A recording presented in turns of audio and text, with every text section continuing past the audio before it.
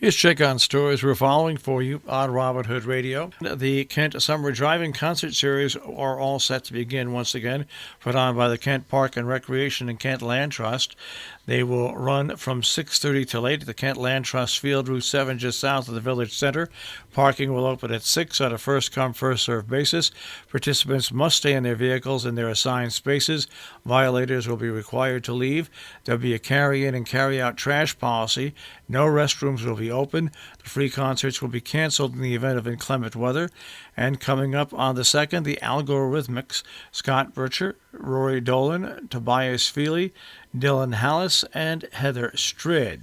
Mess, marker, emblem, symbol, signal, curated by Adam Ekstrom, Arts for Artists, with Chloe Bass, Naxular Baxter, Daniel Bejar, Mel Chin, Pamela Council, Darn Studio, Ghost of a Dream, Annetta Jane, Christian Hansfield, Sarah Sandman, David Scher, Dred Scott, and Zane Vanson. Opening reception is coming up this Friday from 5:30 till 8. Standard Space Gallery holding its first public opening during the COVID-19.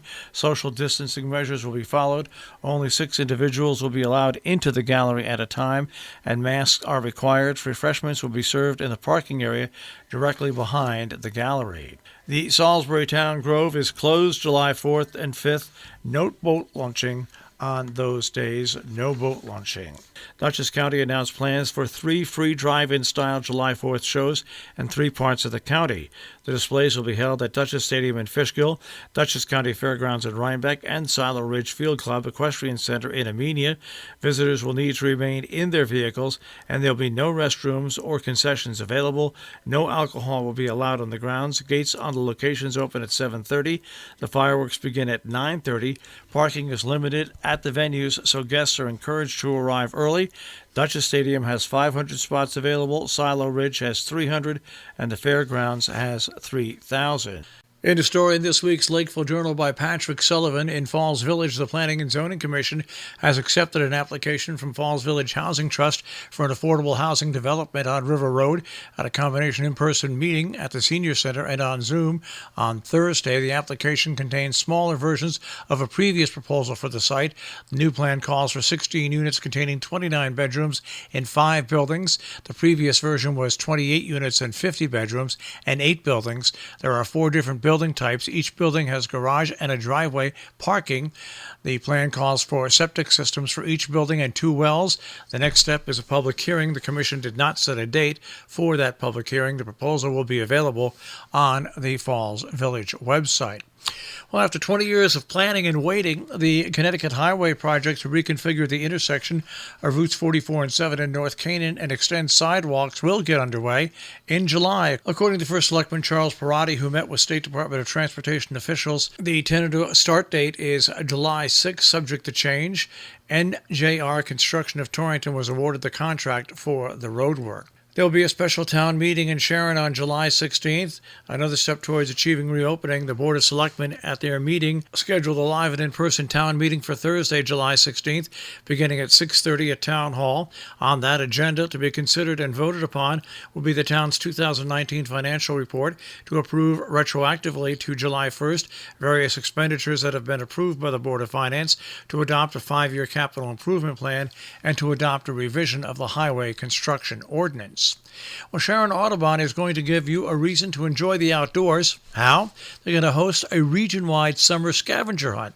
It'll begin on Sunday, July 5th. Families in all 6 of the Region 1 towns, as well as Warren, Goshen, Litchfield, Morris, Burlington, and Harwinton, can get lists each week from their Parks and Recreation Director. To register at any time for 4 weeks of hunts, you can send Matt Meddy an email at sharon.rec.ctr@snet.net. Meanwhile, the Archdiocese of Hartford will open churches for the weekend masses beginning July 4th. The parish of St. Catherine will have a weekend mass at St. Bridget, Cornwall Bridge, and St. Bernard in Sharon on Saturday vigil at 4 p.m. St. Bridget outdoors, weather permitting, bring your own chair. Indoors during inclement weather. Sunday, 8 a.m. St. Bernard. On Sunday, 10 a.m. St. Bridget, outdoors, weather permitting, bring your own chair. Indoor, including inclement weather. The town of Northeast has taken a little bit of time, but with the global pandemic and the state shutting down in mid-March to fight 3 months of anticipation, a 9th member will likely be announced next month for the zoning board. The Northeast Town Supervisor, Chris Kennan, said he couldn't be happier or more excited. How about this? Millerton might get an EV charging station after considering and evaluating the research and merits featured in the Millerton Northeast Climate Smart Community Task Force presentation. The village board decided at its monthly business meeting to grant the task force permission to apply for funding to purchase and install an electric vehicle charging station in Millerton. The meeting was live streamed on the Village of Millerton VOM Facebook page to observe social distancing in the days of the COVID-19 pandemic. Mayor Debbie Middlebrook welcomed task force members Jennifer Dowley and Andrew Stamen, who gave the presentation. The Center for Performing Arts in Rhinebeck is going to offer outdoor theater productions beginning with William Shakespeare's A Midsummer Night's Dream, July 7th to the 18th. Performances will be from Tuesday through Saturday at 7 p.m. No intermission. Tickets are sold online at centerperformingarts.org.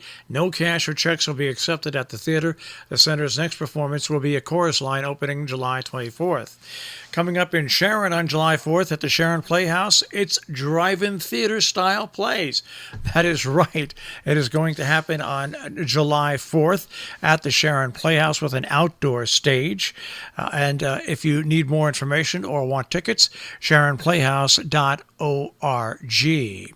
The Stissing Mountain Triathlon, which was canceled as a result of COVID-19, has announced they will be back next year, Sunday, June 27th, 2021, and that all participants who pre-registered for this year's event will be automatically deferred to next year. Well, we were talking about the COVID-19 pandemic and how in Litchfield County real estate was being lopped up. Well, a month ago, Courtney Hobbs in upstate New York thought her summer was headed for disaster. She's a property manager for Watkins Glen Vacation Rentals. She was frantic booking vacation stays in more than a dozen units in Watkins Glen, a village nestled, of course, at the southern end of Seneca Lake, the largest of the Finger Lakes. Instead, she had cancellation after cancellation. Families and couples hunkered down in their homes.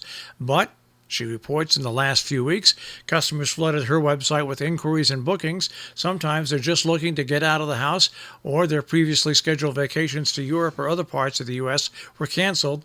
Whatever it was, the summer business is up. Hobbs said, quote, "We're actually looking to make out better this year than before."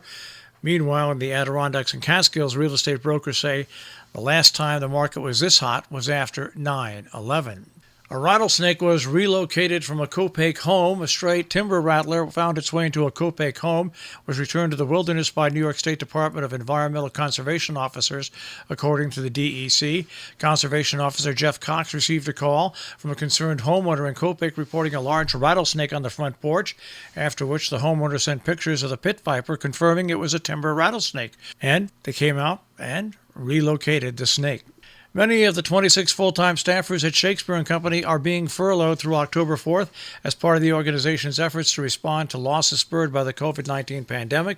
In a statement released this week, the company said it was cutting expenses and launching a springboard fundraising campaign to help cover the loss of income from ticket sales this summer. Administrative offices will be on limited hours and operations beginning next week, and small teams will remain active to handle administrative tasks, virtual programming, fundraising, and property management. Is Berkshire County officially in a drought? And if it is, should be concerned?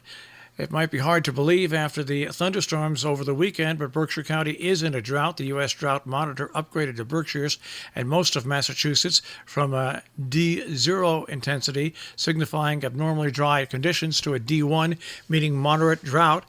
That designation could be updated later on this week. It's by no means guaranteed that recent precipitation will change the county's status.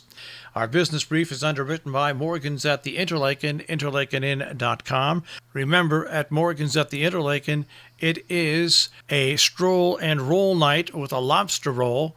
Also on Saturday, it is a rib night, and on Sunday, it is a breakfast of fried chicken and waffles. By the way, if you're a vegetarian veggie burger will be substituted in all cases. Morgan's at the Interlaken, interlakenin.com, and by Salisbury Bank, salisburybank.com. The Dow Jones Industrial Average starts off today at 25,734.97, the NASDAQ at 10,154.63, and the S&P 500 at 3115.86. We'll take a look at the tri-state forecast. That'll come your way in just a few moments.